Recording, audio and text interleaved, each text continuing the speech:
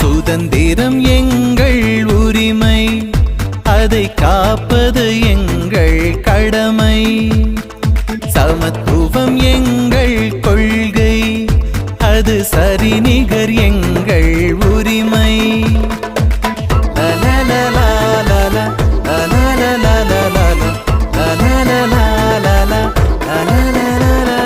சுதந்திரம் எங்கள் உரிமை, அதை காப்பது எங்கள் கடமை.